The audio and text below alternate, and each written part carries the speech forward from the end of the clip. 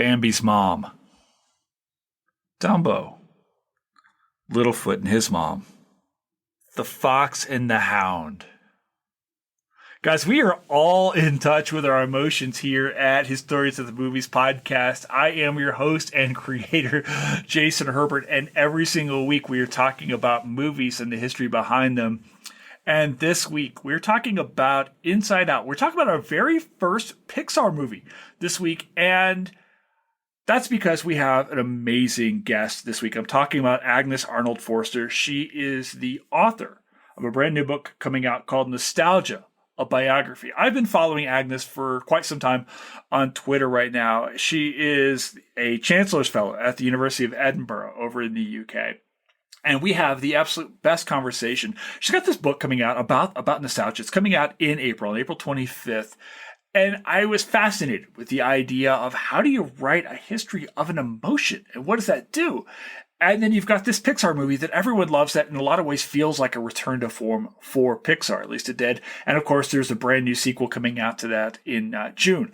So we have the absolute best conversation, not only about Inside Out, the role of emotions and the development of the human psyche, the role of emotions in how we think about the world around us, in our own actions, but also about her work, this fascinating new book that's coming out. This was the best conversation. I absolutely love talking to Agnes. I think you're really going to dig this conversation. We got to go some really interesting places that we don't often get to go to here on this podcast. And I think that's a sign both of the brilliance of Agnes, but also of the curiosity we have about our own life and the role that nostalgia plays in thinking about the world around us and our own actions and things like that. So I hope you enjoyed this podcast. I hope you enjoyed this episode. It's really, really fun. It's a really cool conversation. So sit back and relax because Inside Out is next on Historians of the Movies podcast.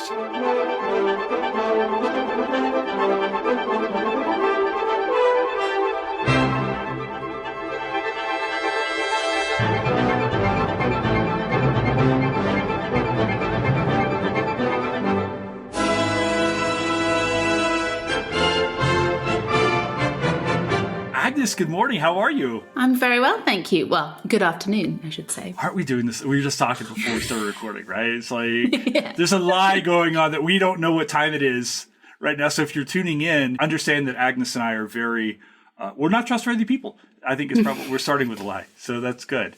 So I'm so excited to talk to you. I've been following you for a while. I don't want to sound like that. That sounds weird. Like I've been following you on social media for a while. But you've got a new book coming out shortly about nostalgia, right? I do. What's going on with that? It's called Nostalgia, A History of a Dangerous Emotion. And it is a big, sweeping gallop, I suppose, through 300-400 years of an emotions history. Starts in the late 17th century, comes right up to the present. I'd say actually the last couple of chapters probably don't even quite count as history.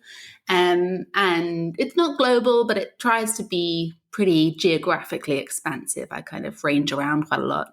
And it's a trade book, so it's a book more for a kind of, I'm a historian. I'm a proper historian. You know, I've got the credentials and stuff, but it's definitely written for a kind of bigger general audience in mind. So hopefully there's something for a lot of people in it. It was really, really fun to write.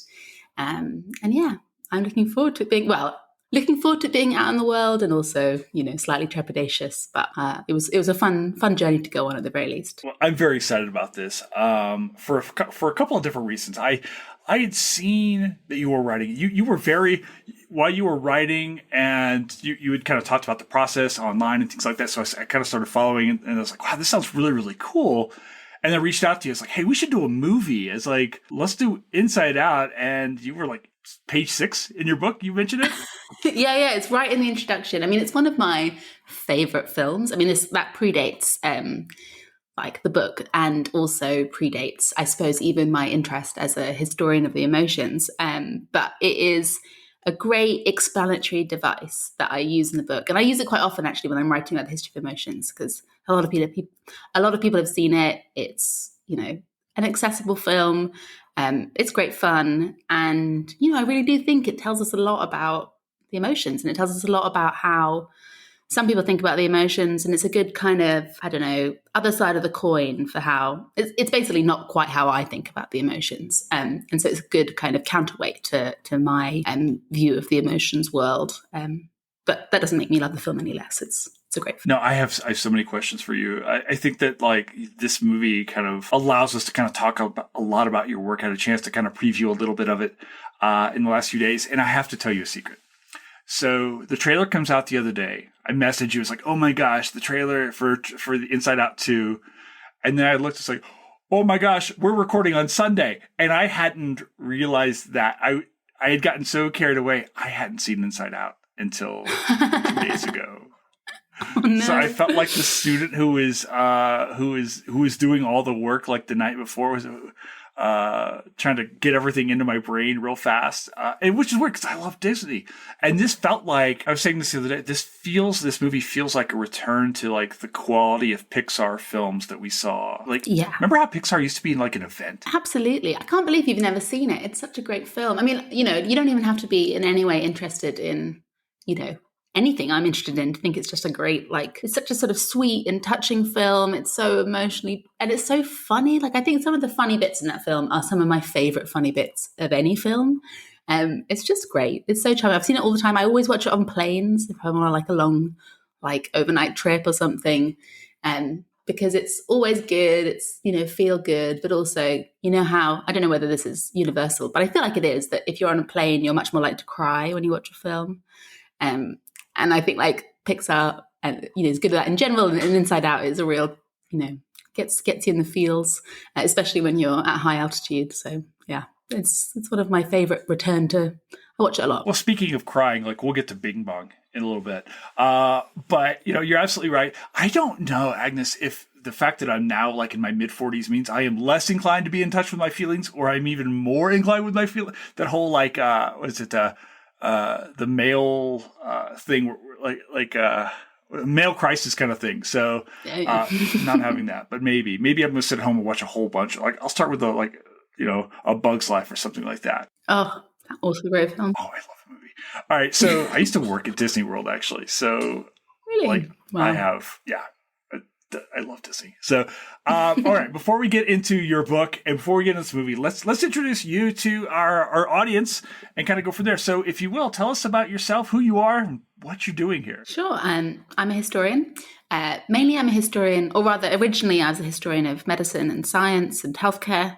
And I'm still a historian of those things, but I've added emotions to the kind of roster a few years ago. And I work at the University of Edinburgh, although I live in London, at least for the moment. And yeah, I'm British, as you can probably tell. And I have published a couple of other books. I did a book about the history of cancer. That was based on my PhD thesis. And then I did, just last year, had a book published about the history of surgery, about the kind of strange, kind of cultural history of surgery, like the sort of strange myths and stereotypes around surgeons, and had a lot of like sort of surgeons on TV, in film, in fiction. And then this is Nostalgia is my latest book. It's also my first kind of trade book. And yeah, I suppose, I can talk forever about all the sort of boring things I've researched and written about, but I won't. But yeah, that's me. Oh no, we will absolutely talk about the boring things you've researched. I am very excited to talk about your research because you have done a lot of work. One of the things I really dig actually is that this upcoming book is a trade press. I'm the biggest fan of trade presses. This sounds weird because I'm working on a university press with my own first book, but I don't know that when we talk I don't know that we give trade. This sounds weird. How do I say this in a way? I love trade presses. I think they're far more important than any other form of press because I feel like this is our opportunity to get out. And if I write to somebody and I write in a university press and the same 70 people who've been in the same conferences that I've been going to for the last 2 decades have been there, I don't know that I'm changing anything. Who am I introducing the work to? And frankly, trade presses read better to me. I don't know. Did you find a difference in writing for a trade press versus a university? Yeah, totally different. I mean, my second book was what they called it. It was for a university press. It was for Manchester University Press, but they called it a trade crossover. So it was supposed to have a kind of bit more of a wider appeal. It was priced a bit lower, that kind of thing. But fundamentally, I still basically wrote it as an academic book.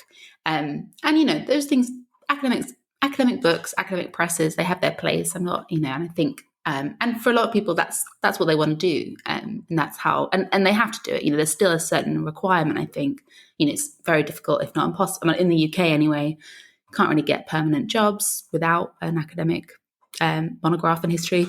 But that all being said, I much preferred writing this trade book, partly because it's kind of more enjoyable, freeing, liberating experience. Obviously, you kind of research it, you read a lot of other people's work on the subject, you know, you read a lot of historiography, but you don't have to do quite the same slightly painstaking, you don't have to pay quite the same kind of painstaking lip service to historiography that you do in more academic fora.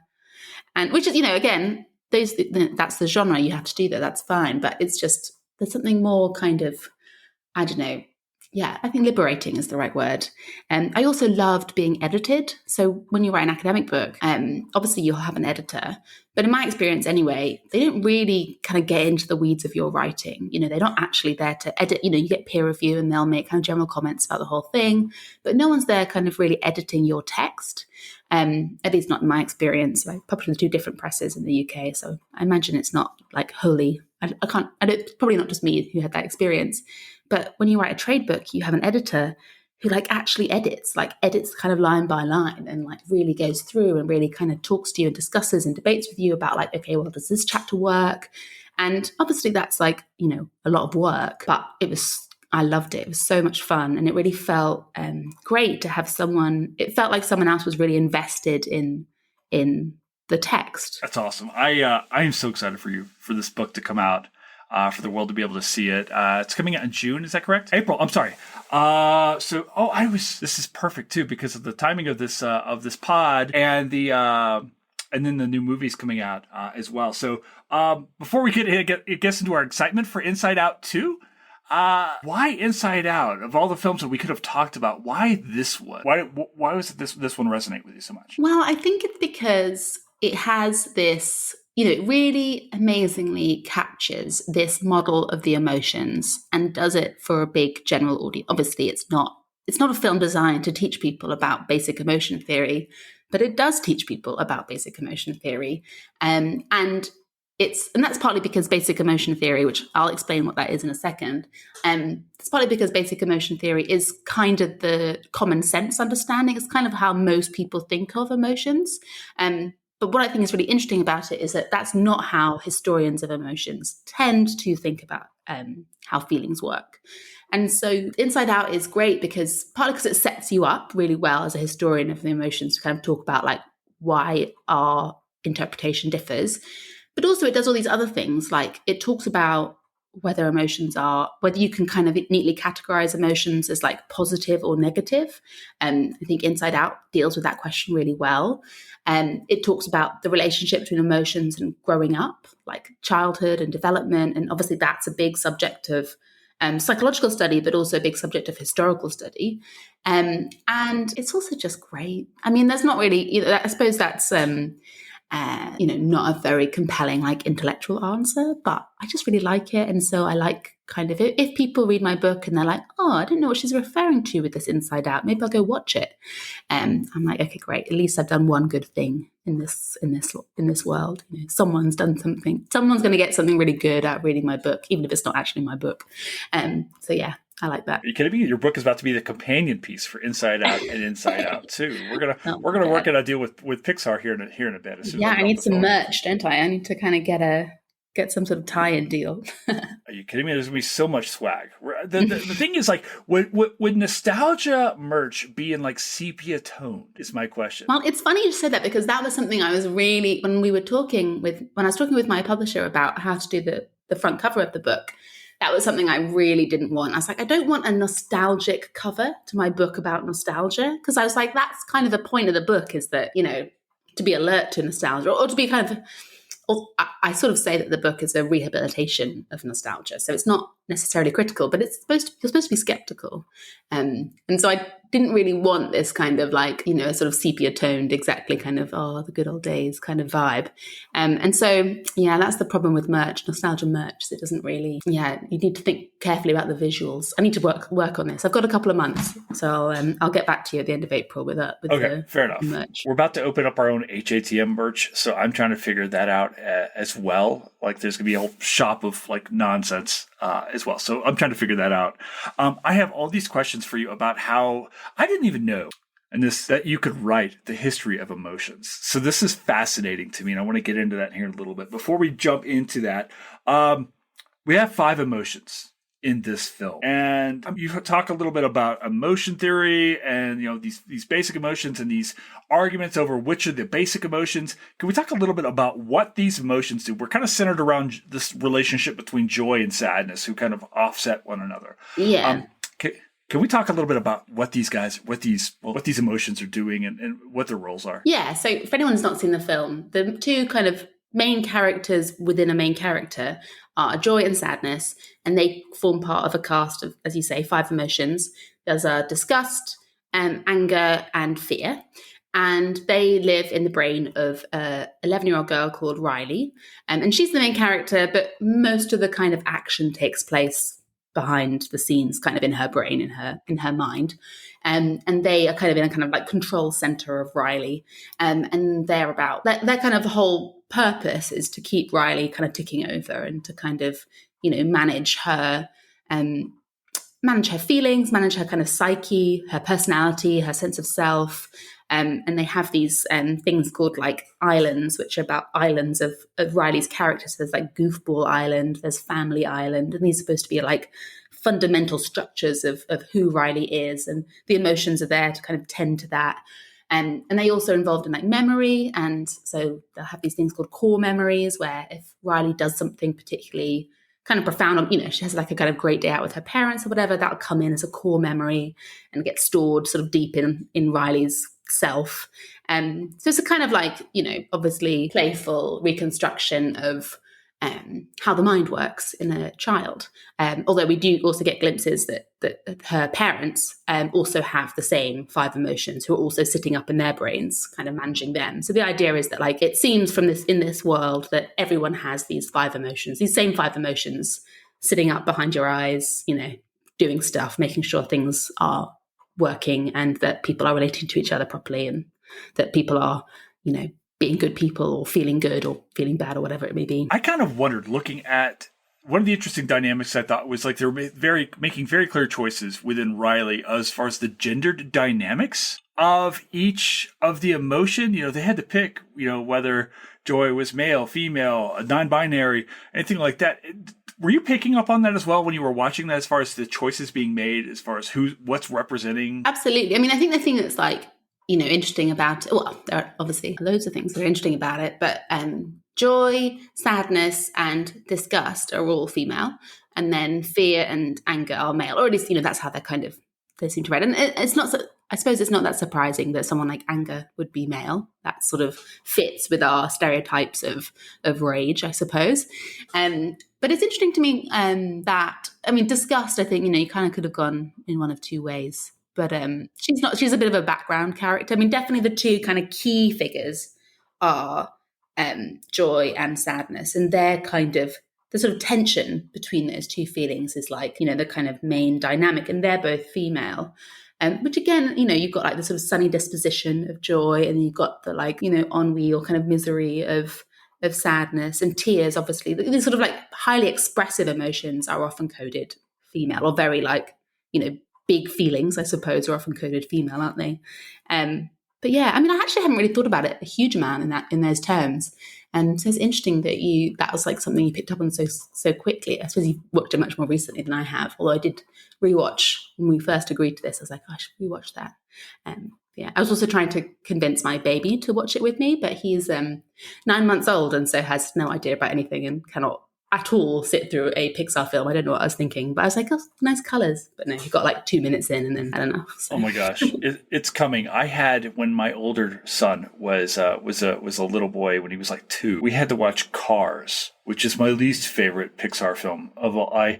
I just hate that movie so much, and 1,000 times. So it's coming. Like I'm sure you've already been warned. You're about to pick up on something that he loves. I wonder, where does nostalgia fit into all of these? Is it nostalgia an emotion? Is it a memory tinged with emotion? What is it? A great question. And it very much depends who you ask. So obviously Riley doesn't, well, not obviously, but Riley doesn't have a nostalgia in her brain. So I suppose I should probably explain, I've been kind of referencing basic emotion theory, just in case anyone doesn't know. Please.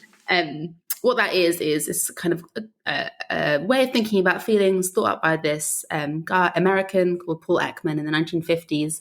And the thesis is basically that we all have a set of basic emotions, and that these are biologically bound, inherent, they are culturally stable, they're found in people all over the world, regardless of what kind of communities they live in, what kind of languages they speak, and that they are recognizable between cultures and communities, and that they often give the same sort of signs or signifiers on people's faces. So like, people go red with anger. That's a kind of culturally resonant, like global sort of phenomena. And also that they are evolutionary, so that we have evolved these basic emotions to serve certain kind of social and biological functions. Fear keeps us safe because it makes us run away or fight, the fight or flight kind of thing. And the classic ones are a sort of, the originally Ekman formulated like 5 or 6 basic emotions.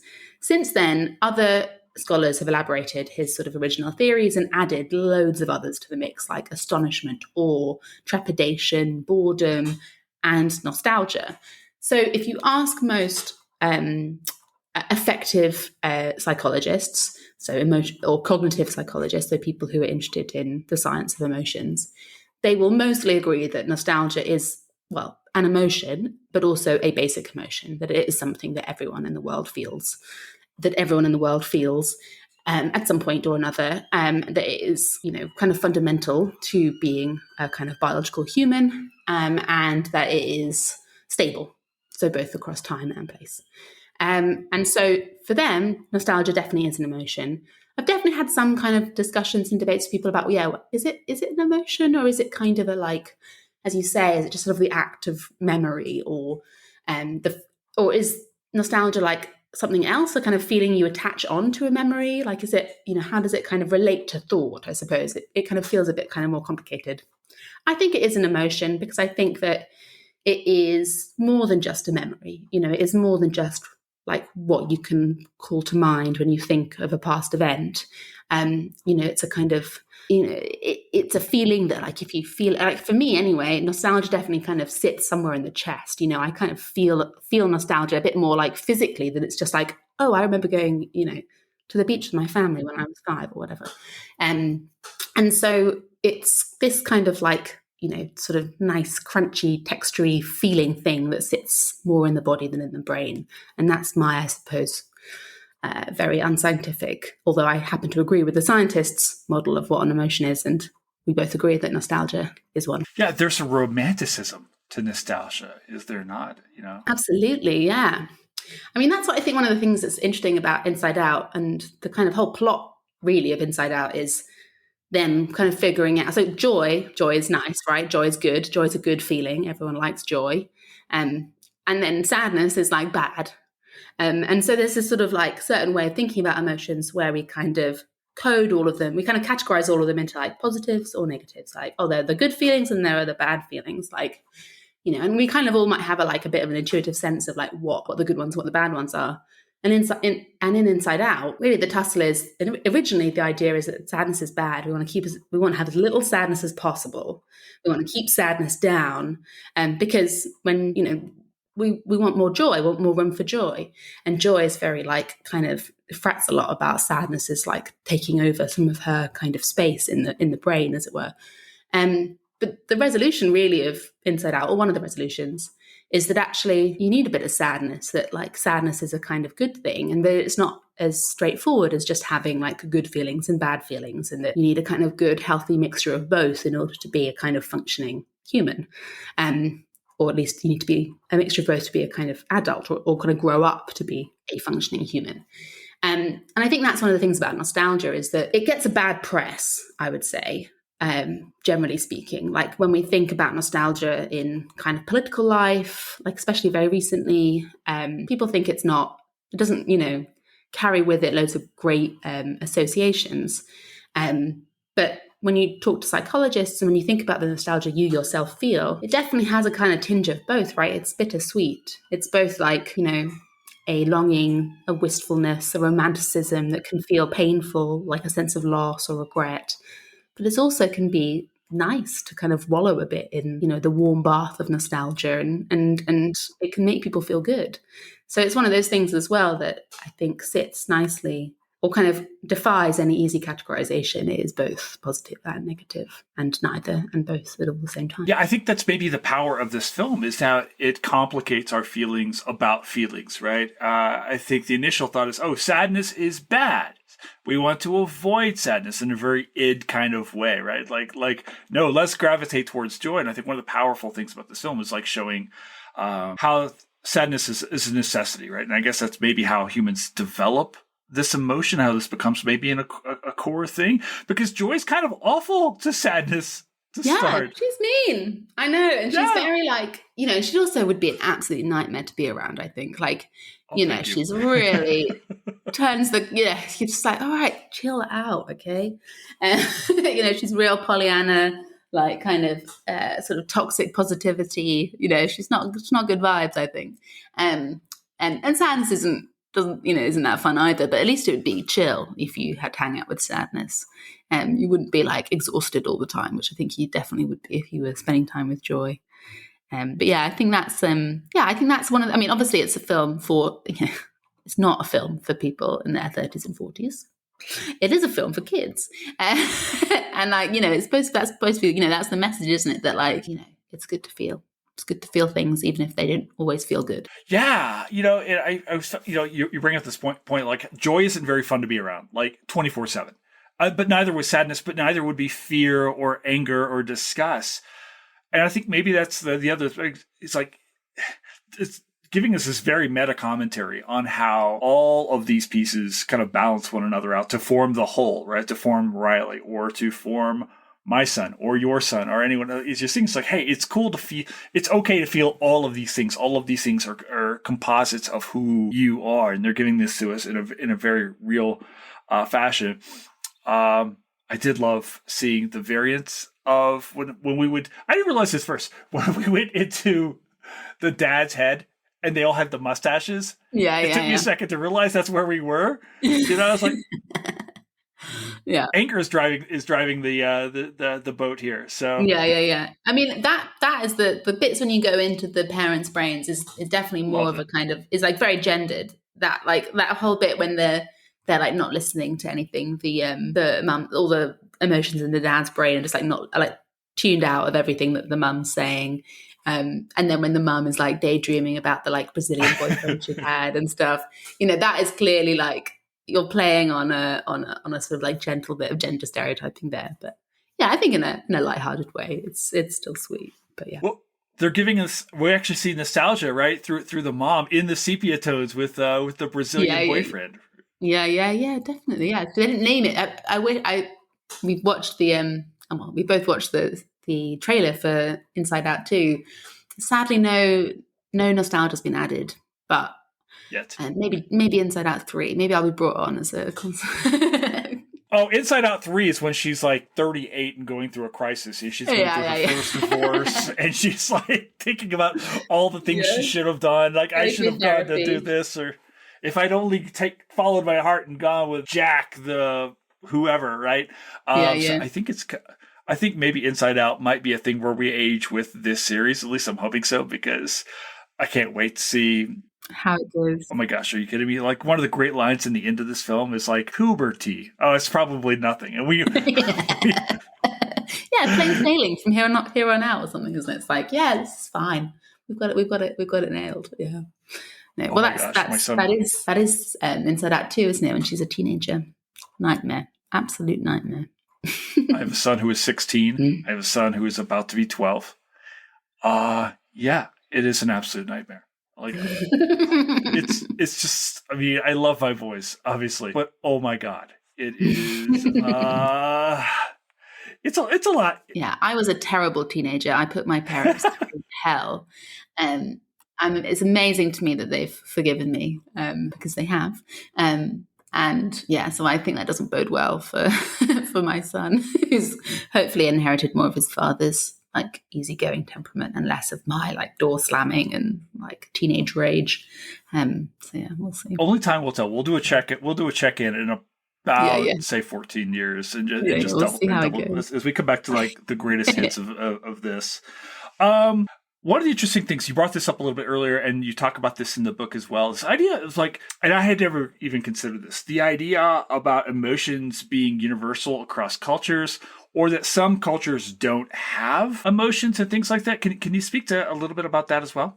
Yeah. So as I've been kind of like alluding to this, but basically me as a historian, and I think most historians of emotion, although not all, don't really buy this idea that emotions are universal and evolutionary and standard across. I mean, we're not really in the business of, like global cultures. I'll leave that to the anthropologists, but definitely in terms of like the past, we cannot know what people in the past felt, how they articulated those feelings. And we have to kind of assume that emotions have shifted across times. And there might be some commonalities or some kind of shared, fundamental feelings perhaps, but that culture, language, society, social structures, all those things shape not just the way we articulate and communicate emotions, but also our internal lives and the feelings we have, and how we feel things.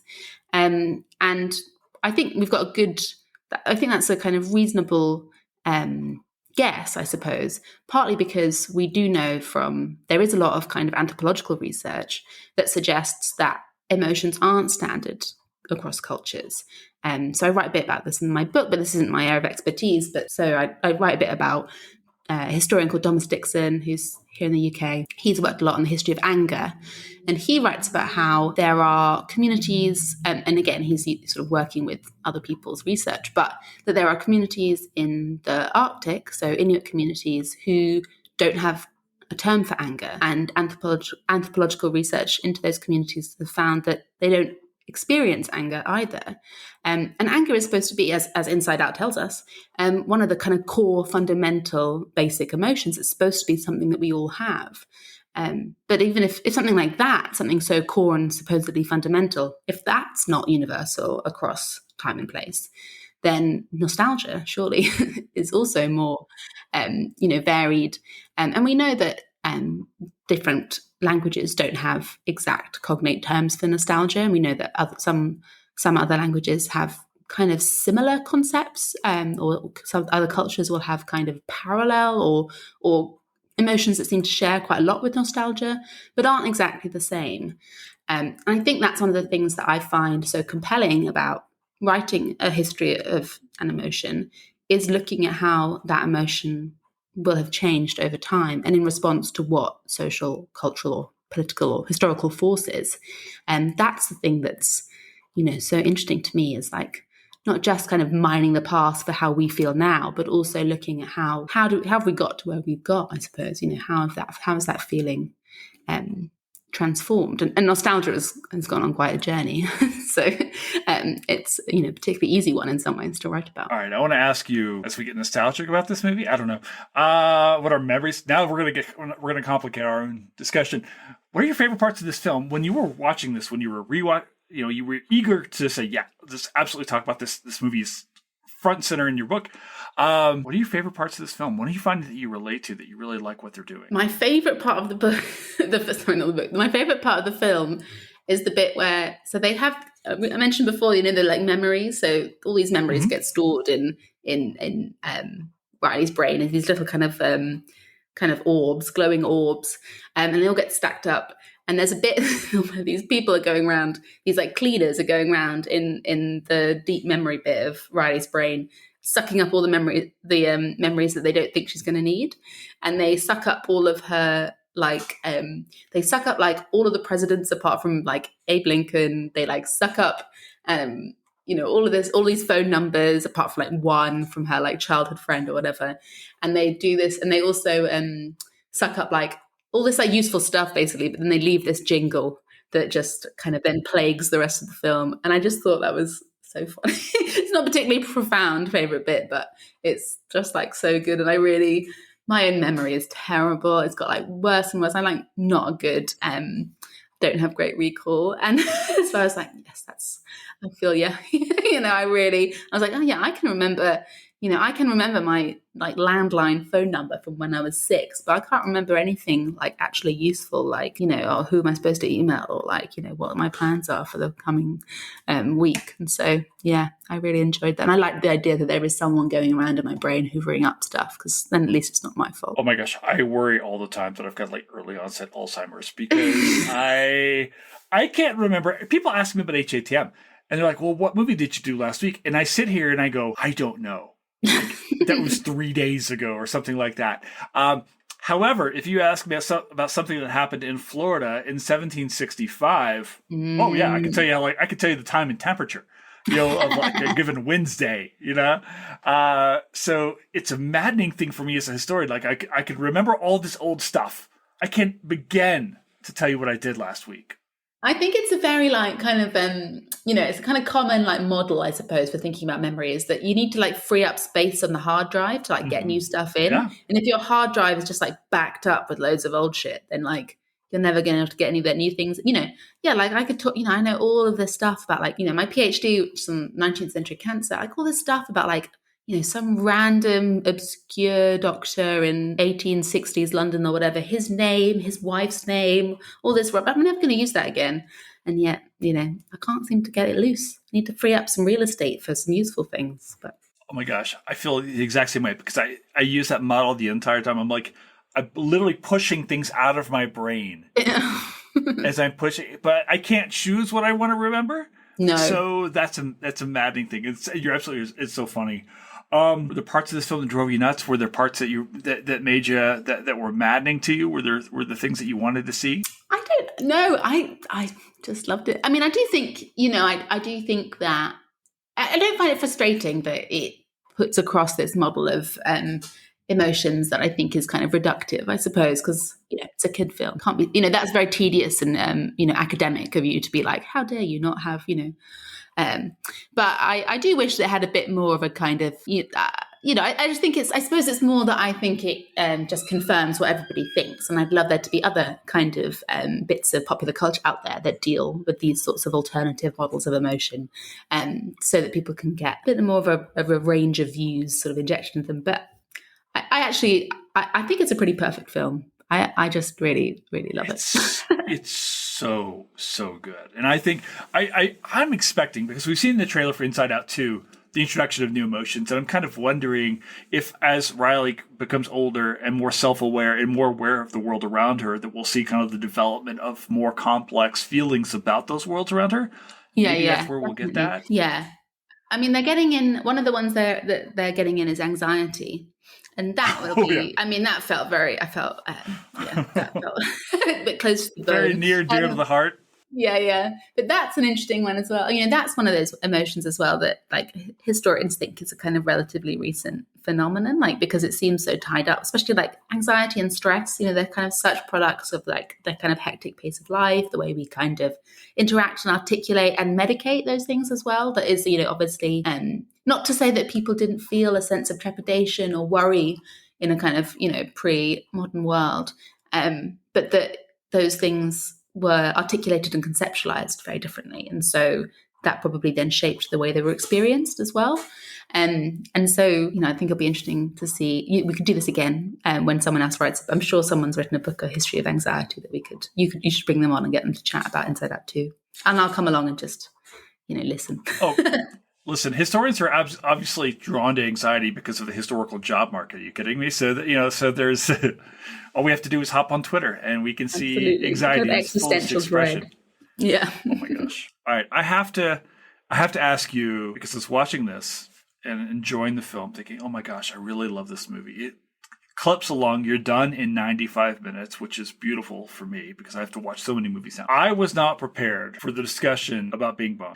And more to the point, for how I felt about watching Bing Bong, and I was like, oh my god, this character is going to make me cry, isn't he? Oh, Can we talk about Bing Bong? yeah. What are your We can thoughts? talk about him. I mean, yeah, he's lovely. It's obviously great. It's obviously, I mean, that's, yeah. So, well, if anyone's not watched it, Bing Bong's her imaginary friend who, Mm-hmm. do you do spoilers on this podcast? I don't know. You Absolutely. Yeah, this movie is like, what, 9 years old? It Yeah, kind it's of true. amazes me. It People took us haven't. 9 years to get a sequel. Yeah, if someone's listening to this and they've not seen it, they're probably like, yeah, it's on them. Yeah, and then Thank you. he's lost, and that's a real tragedy. But I suppose that is also that thing of like oh well, it's a real it's a coming of age film, isn't it? It's about like shedding these like childhood simplicity, that kind of simple dichotomy between joy and sadness, about getting rid of. But what I think is lovely about Bing Bong is that he's not seen as like I mean, he is silly. He's like a silly character, but he's not disparaged. He plays a really important role in the film. He plays a really important role in Riley's life, and of like bringing Riley back to safety, bringing everything back together. And I think that's really nice that so often childhood feelings or like childhood experiences can be really dismissed or kind of, belittled, infantilized, trivialized. And I just think it's lovely that like Bing Bong is actually, the hero that saves the day, even though he's, also like a real hallmark of infancy. I think it's a really nice. I think it's lovely. If you're 11 watching that film or younger, and you have your own imaginary friend, and I can. That's definitely going to be a bittersweet experience because you're both going to maybe anticipate his eventual loss, but you're also going to see how important he is to you. Very moving, very lovely bit of the Are you film. kidding me? Imagine if you're 46 watching this movie and thinking, "Oh my gosh, did I abandon my imaginary friend? No, What was their name? What did they look like?" I know. Well, but yeah, but the thing is that you can also feel confident that he did or she did their duty. They did the right thing, and that's really nice too.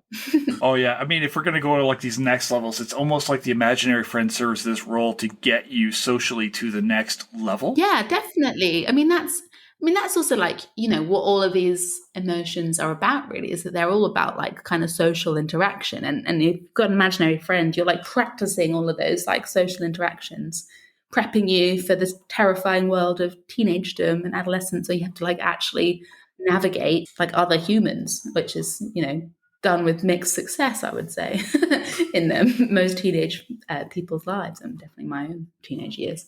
But yeah, he's Bing Bong. It's a great bit of a film. Great. Now I'm starting to imagine like this discourse actually over imaginary friends. There's a new film coming out called If with Ryan Reynolds. Have you seen the trailers for this? Mm-hmm. I'll have to send this to you. It's a whole new thing about Ryan Reynolds' divorced dad and his daughter trying to save their imaginary friends' world. Yeah. Not unlike in some ways Monsters Inc., where the whole Another great film. Oh my gosh. Oh, so good. Kitten. Did you ever see there was a movie that came out in the 80s with Howie Mandel called Little Monsters? Do you know this film at all? No? Another one where the monsters are supposed to be the scary thing, but turn out to be the best friends. I have to see this as well. So I'm now wondering about this whole discourse about the role of imaginary friends in the formation of the childhood psyche. We're going to come back to this when we do Monsters Inc. I'm going to beg you to come back on so we can. All right. We can do this. I do. There is a kind of strange connection, not to keep banging on about nostalgia, but there is a sort of strange connection here with nostalgia, because one of the things that I sort of discovered for myself, and weirdest kind of episode in nostalgia's history, was it had this sort of weird tie-in with poltergeists in the 1930s. So there was this psychoanalyst called Nandor Fodor, who was Hungarian, and he was really into psychoanalysis. So, obviously already slightly suspect, but also really into the paranormal.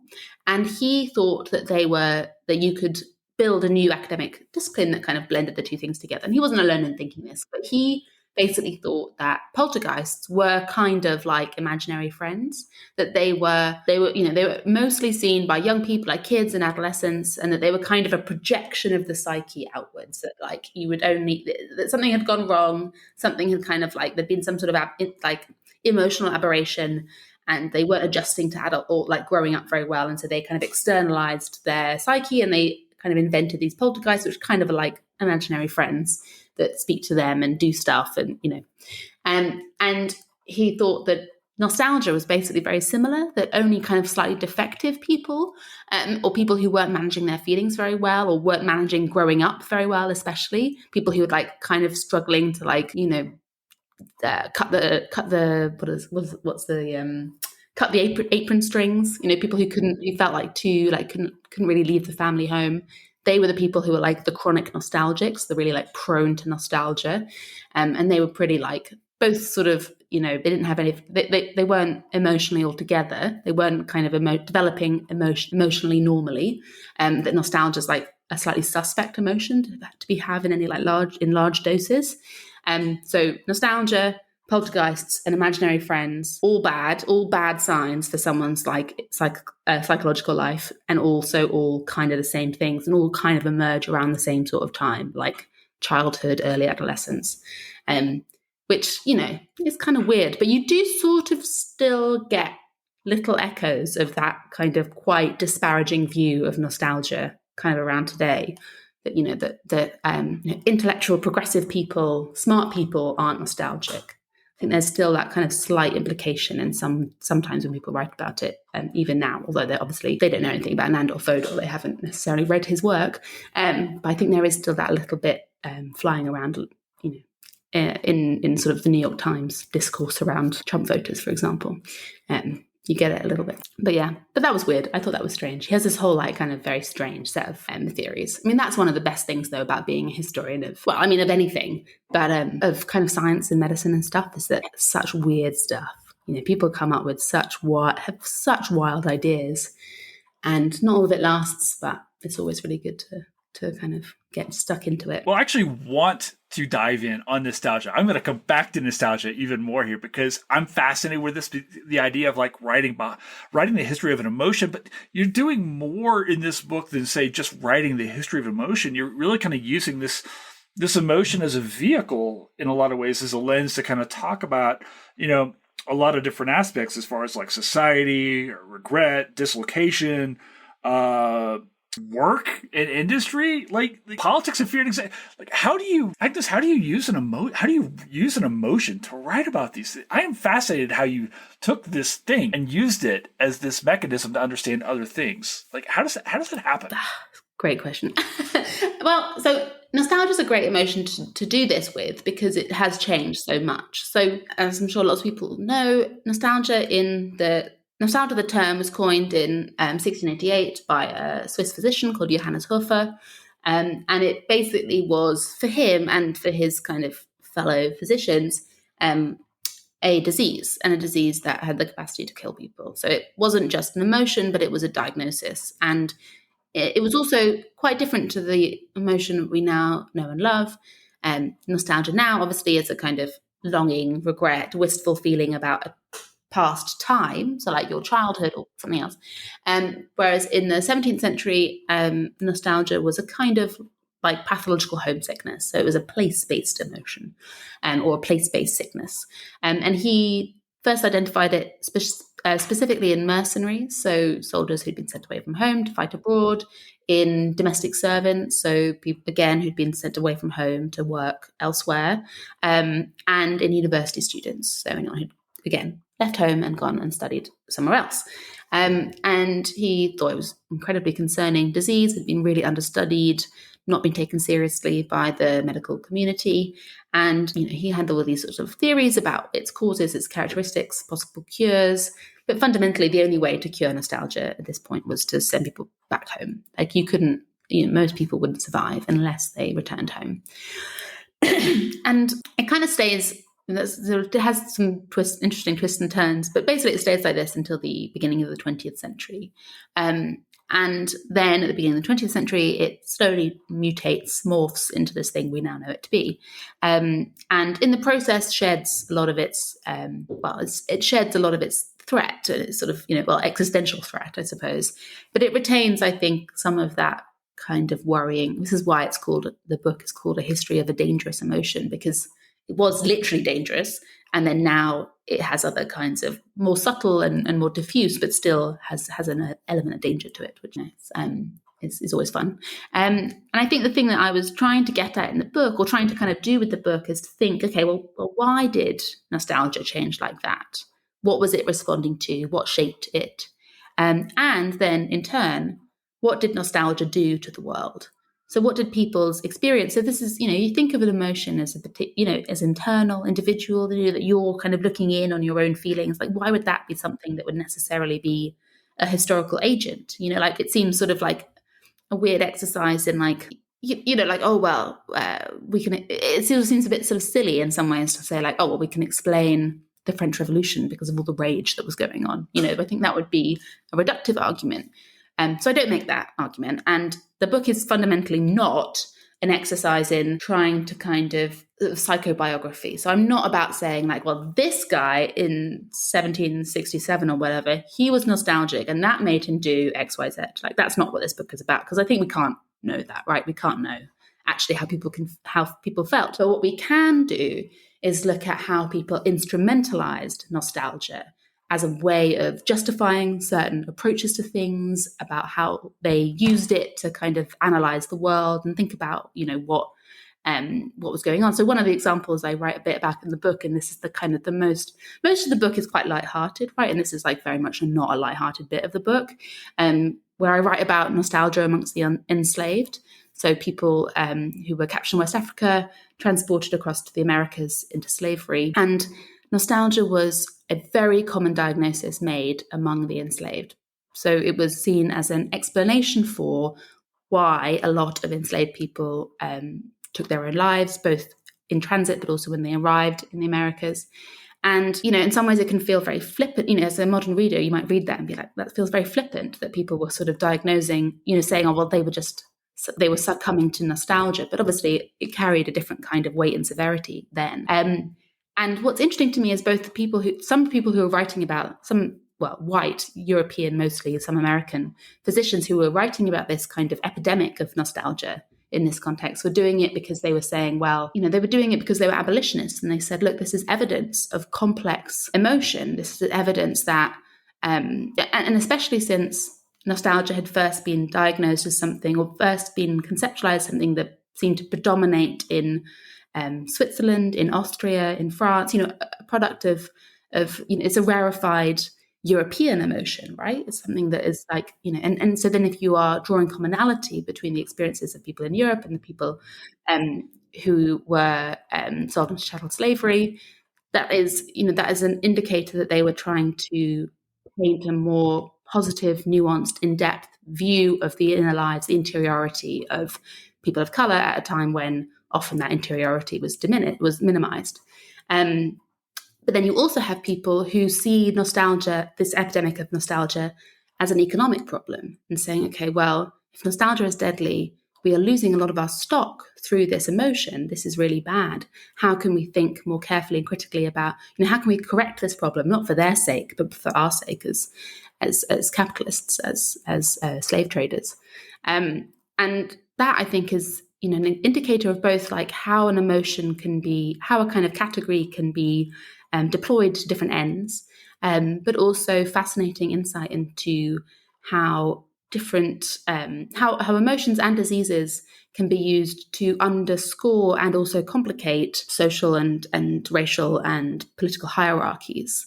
That we see this, we talk about this a lot now, right? About like how some communities, some people have greater access to some feelings and not others. So we tend to, be very characterize, the angry Black woman, and that's a kind of very dismissive and undermining stereotype.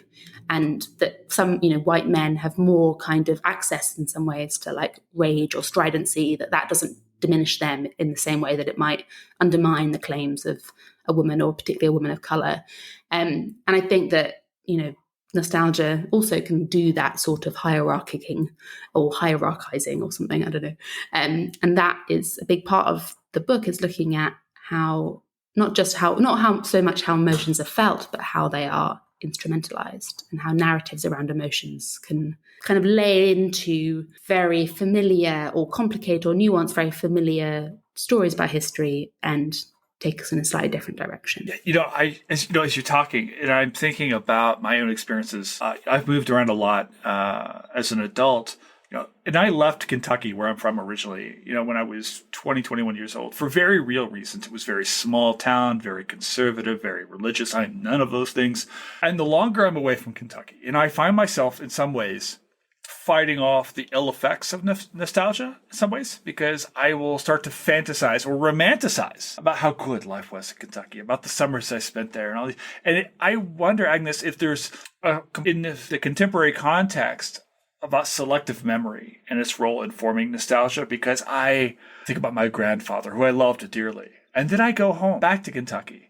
And within 2.5 days, I am clawing at the doors to get out as fast as I possibly can, because the reality does not fit. Absolutely. I mean, that is essentially what nostalgia is, right? It's a kind of partial or imperfect memory. I mean, all of our memories, human memory is bad, right? We're very bad at accurately recalling the past. That is one of our kind of fundamental, that's just true, right? When all of us are bad at it. We've talked a bit about our own poor memories, but everyone's bad at remembering actually how things happened. And that's because, our memories are fallible, and they are constructions as much as they are accurate or sort of facsimiles of what's actually happened. And nostalgia is that on acid, right? It is totally about, it's a rose tinted view of the past, right? And it is totally selective, totally partial. And that's one of the big criticisms, right, that people levy at it, is that now when people are, like in Britain, there's a huge amount of nostalgia for kind of the post-war period of the good old days of when men were men and women were women, and, the kind of domestic kind of idyll of all that sort of stuff, or when children played outside and, everyone was white and all this kind of stuff. Those are the kinds of nostalgic visions of the past that come under the most critique, because they are not just obviously offensive, or rather kind of reductive, or kind of tell us a very kind of incomplete story of the past, but they also are wrong, right? Society wasn't like that. You're misremembering, if you're talking about the 50s and 60s, you could have a very nostalgic vision of society then and say, oh, it was great, it was wonderful, it was lovely. Or you can say, okay, this is a time when, women weren't able to procure their own divorces. They weren't able to have their own bank accounts, that businesses were allowed to discriminate along racial lines completely unimpeded by the law. There's all these things that were bad. And if you're nostalgic for a time period in history, as historians, we know, right, that there's lots of bad, even with, any good comes with a bucket full of bad as well. And that's the whole point of being a historian, right? Is that you're about being detached and objective about a time period in the past, and looking at it kind of warts and all, and saying, this isn't all roses. There's lots of stuff about that it's good that we've left those things behind. And that that's why people are a bit suspect of people who are really nostalgic now, because it's oh, well, you're just wallowing, you're just kind of, it's a fantasy, and that tells us more about how you want the world to be now than it does about how the world actually was, right? It's you're projecting, you're not remembering, and that I think is really interesting kind of aspect of nostalgia that I like to sort of think about and write about. Yeah, there's a whole other podcast now that is entirely devoted to nostalgia and its own effect on how we remember interpersonal relationships as well. Yeah, definitely. Well, I mean, that's what, so psychologists now think that nostalgia is basically was evolved in order to strengthen social bonds. That its whole point that we have it is that because it's a social emotion, and that usually when people are nostalgic about something, they're nostalgic about a peopled past. They're not nostalgic about a non-peopled past. And so it is supposed to make you feel more connected. And people now, psychologists now, are very positive about nostalgia. And they say, actually, it's a really good thing to feel, because it makes you feel more connected, it makes you feel more sociable, it makes you feel more loved. It can be good, evoking nostalgia in people can be a kind of treatment. It can make people feel better, more emotionally healthy, happy, less depressed, less anxious, all of those things. And I can kind of see that, right? It is when you think back to if you can remember a time when you felt loved and connected, then even if you feel sad or wistful that might have gone, at least you have the potential to recreate that in the future, right? There's a kind of also can tell you something positive about your own capacity for love and connection, which is good, not just bad. It's a human feeling, right? Yeah. Messy, complicated. Yeah. Oh my gosh, yes. Right. And that's what I love this movie so much. Like I'm going to watch it again as soon as I recover from Bing Bong. Like I'm still not there. Not ready to go back. I'm ready to be heard again. Let me ask you, Agnes, are there scholars, are there books that really influenced the development of this particular book when you think about like when you were starting to conceptualize what nostalgia was going to be in a very memory-centric and not nostalgia-oriented way? Who are the people that influence your work? What else should we be reading? Wow, great question. I mentioned him before, but Thomas Dixon, who, he's still a professor at Queen Mary, but he's actually done the most admirable thing and left academia and he's still got a foot in, to retrain as a primary school teacher. I think that's great. But he's done amazing work on both conceptualizing what an emotion is, what the history of emotion is. He does that work on anger that I talked about, and I found that, and I used to work with him at Queen Mary, and he's a great person as well. That always helps. He's been really influential on my work. On the book specifically, I would really recommend reading a book by Susan J. Matt, which is Homesickness in American History, especially, if you're American or you're interested in American history. That's really great. And that has a lot of the arguments I make about, there's a chapter in the book about homesickness. A lot of the arguments I make in that are indebted to her work. And that's a really great book. Tells a really interesting story about how homesickness, which, now is a kind of, a bit like imaginary friends, is a kind of like infantilized, trivialized, like something that only like kids, it's sort of seen as a bit silly to be homesick, right? And then she writes about how in the past, in the 19th century, it was a noble, virtuous condition that showed, sort of that you were committed to like the fatherland or the homeland. And then due to the forces of capitalism, colonialism, the need for an increasingly mobile workforce, homesickness was diminished. I think there's a case to be made for resurrecting homesickness as like a kind of, partly because I get very homesick, a bit like your kind of talk about Kentucky. I've done a very poor job of leaving my hometown of London, and always get very, I used to be as a kid really homesick. I found it really tough. And now I'm a bit better at managing it, but I moved to Montreal for a year in 2021. So kind of in the midst of the pandemic, and I was so homesick. And it was lovely. There was nothing wrong with the, other than, the world falling apart, but there was nothing wrong with my new home, my new job. And I'd gone with my husband, so it wasn't like I was even that alone, but I was really sad about missing my parents and my friends and stuff. And, I think, maybe we need to like rehabilitate homesickness a little bit as well, if only for my sake.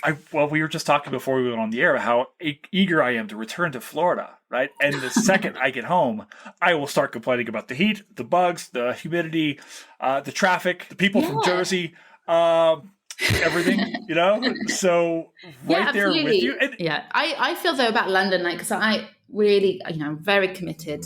I think it's the best city in the world, but I'm also the only one who's allowed to complain about it. So if anyone who like comes here and starts moaning about it, I'm like, no, how dare you? It's the best city. But then I'm allowed to talk about the tourists and the transport and the pollution and the expense, that's fine, but no one else is allowed to make the same. Okay, good. Well, that's good, because as a man of English descent, I still feel like I should be able to return back and make commentary, but qualified commentary on my ancestral homelands. Brits love it when Americans come to the UK and talk about how. Are you serious? No.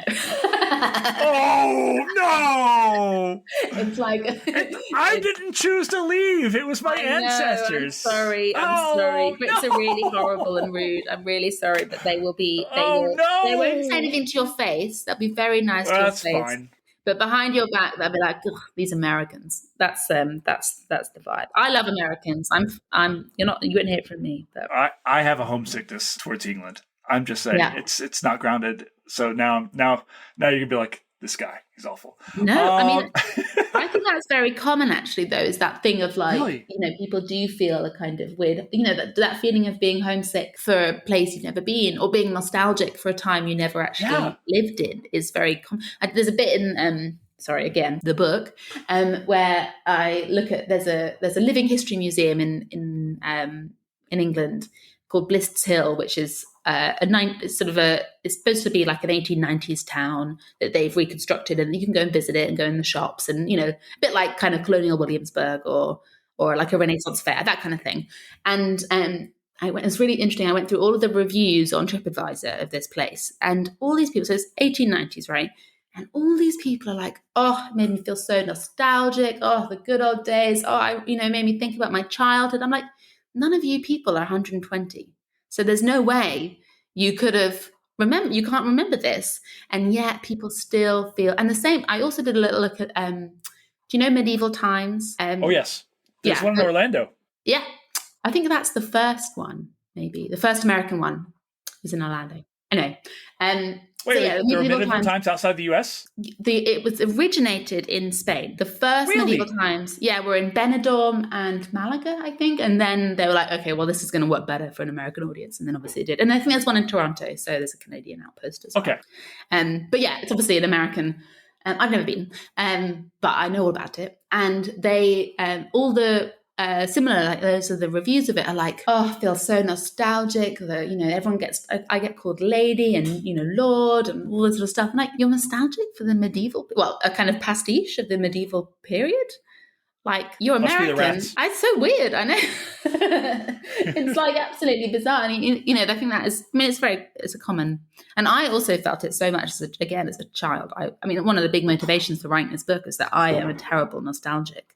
Especially for periods of the past that I never lived in. So I was big into, I didn't have an imaginary friend as a child, but I was really into kind of imagining myself, imagining stories for myself, and like kind of, sort of, I have siblings, but I kind of had a bit of sort of only child sort of slight vibes, like a bit kind of solitary, a bit weird. And I just sort of think about, imagine my life as though I was in the 19th. If I had only, I was saying this last night. I was born in the wrong time. I was born in the wrong place. Yeah. And I've lost a lot of, being a professional historian kind of inoculates you against a lot of that, I think. But as a kid, I was like really into it. And I loved, and I think that is kind of what got me into history, really, is that even though, it was in some ways the very worst thing for it, I was like so into the past. And now I know better, but like at the time I was so nostalgic for something I'd never experienced, and something I'd basically invented. I'd kind of imagined what it might be like. And a lot of it was based on like historical novels rather than actual historical, knowledge.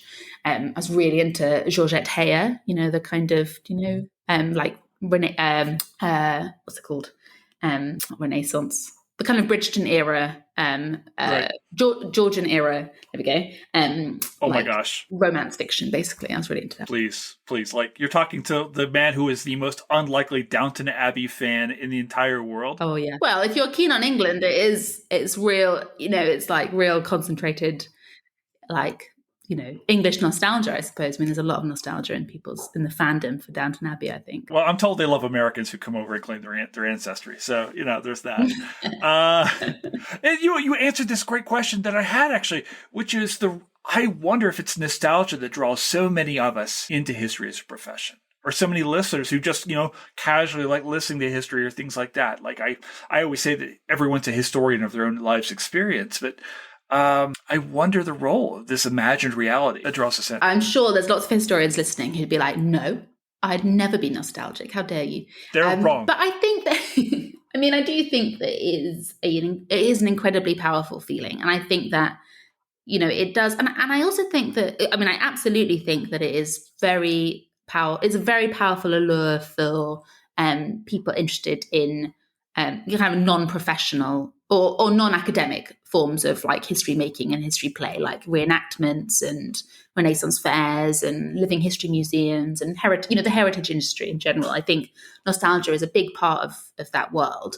And I think that that's a good thing. I think that one of the things that academic historians can be very snooty about is when people are nostalgic. And I think, we've got to, there's a line to be drawn. I think it can be clouding as well as illuminating. But I think that there is nothing wrong with finding the past. There's nothing wrong with feeling an emotional connection to the past. And if an emotion like nostalgia is what brings people into history, then I think we should be in favor of that. I think that is a good thing. And I think that I think we should be less serious as academic historians about history, apart from anything else. I mean, I think we should be serious about it in the right kind of circumstances, in the right sort of context, right? Obviously, it does matter a huge amount, and there are very good examples of when it is no laughing matter. But I think that doesn't apply everywhere. And I think if nostalgia brings people in and encourages people to enjoy the past and play with the past and kind of luxuriate in it, then I think that is both a good thing, because I like people to have fun and have a good time and enjoy things. I think that's good. I like joy. And also because I think that it is good for us as academic historians, because it keeps our profession alive. It keeps us being relevant and of interest and of use to people outside the academy. So I'm both pro on a kind of humane, general, genuine level, and also pro on a kind of cynical, self-interested level. I want people to be interested in history because I want people to buy my books. So, I'm, I think it's. I want to feed my child. Exactly. Yes. I have bills to pay, and if nostalgia is going to help with that, then I've got no problem with it. But yeah, I'm pro. I remember I had bills to pay, so there was that. That's my insight. Oh my gosh, that's just perfect. All right, Agnes, let me ask you maybe our big final question, because what you just said was just. I wish I could frame it. Is Inside Out a history movie? It's a great question. I'm going to do the classic academic response and say yes and no. I think yes, because it's definitely a history of emotions movie. I think anyone who is interested in the history of emotions has to watch it, because it does a really good job of thinking through. And I think it'd be a great movie to teach with. It does a really good job of capturing sometimes quite tricky psychological concepts, right? And I think that is really good. It's good at that. I think yes, also because it is a snapshot of a moment in time, right? This is a bit of a loose definition of a history movie, because by that definition, all films are history movies, because they all capture a particular moment in the past. But I do think that it captures a particular sort of set of emotional assumptions. And there is this idea that we should have both good and bad feelings, that we should talk about our feelings, that we should make space for sadness, that we should take emotion seriously as part of childhood development. It's obviously a kind of a product of a very particular historical moment, and a product of a very particular kind of set of trends in psychology and mental health, in the way that we articulate feelings. And I think it will be a very important historical source in the future. And then obviously no, because it's actually not about history at all, right? It's about it's about a little girl and her feelings. And it's a kid's film that is makes no claims to being kind of historical in that sense. So yeah, maybe that's not the most. Maybe I could probably think about that question, for weeks and have maybe a better answer. But that's what I'm going to go with right now. We'll think about it until we come back to do the sequel. Yeah, exactly. Where can people find you in the present, online, so forth? They want to learn more about your work, your book. Where can people find you? Well, you can buy my book. You can pre-order my book, depending on when this is going to come out. It's published on the 25th. It's coming out in April. We're going to push this book. Okay, great. It's coming out on the 25th of April. You can buy it in all good and bad bookshops. It's being published by Picador, Pan Macmillan, so you can get it direct from their website if you want to pre-order it. And you can find me all the time, all day long, on X, formerly known as Twitter. And I am Agnes Juliet, AGNESJULIET. But also, if you Google me, there's only one of me, so that's quite handy. I've got a kind of complicated double-barreled surname, and that means that there's only, I'm quite easy to find. But yeah, definitely on Twitter or, in books. Those are the places you can find me. Oh. Agnes, I was so looking forward to talking to you today. I am so glad that you took the time. I know it's a little bit later over in England, in London, today on a Sunday. So thank you so much for taking the time to talk to me and talk to us. This has been a blast. This is awesome. Come back. Thank you so much. Thanks for having me. I had a great time. Yeah, I've got to go put the baby to bed now. That's my next task. But yeah, a lot less fun than this, I can tell you.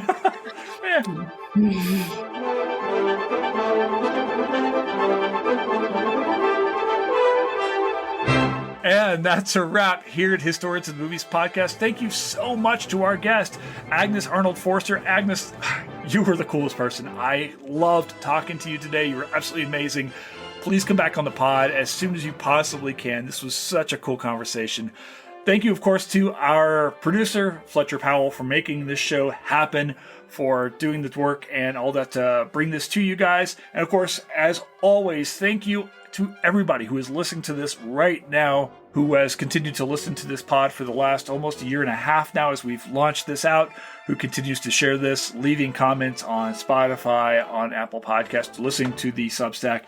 You guys can continue to support this by just sharing this on social media, telling your friends and even your enemies, hell, even your in-laws, about the pod. It means the world to us. So thank you so much. I hope you enjoyed this. This was a blast. I've got some more stuff coming for you soon. Talk to you a little bit later. Ciao for now.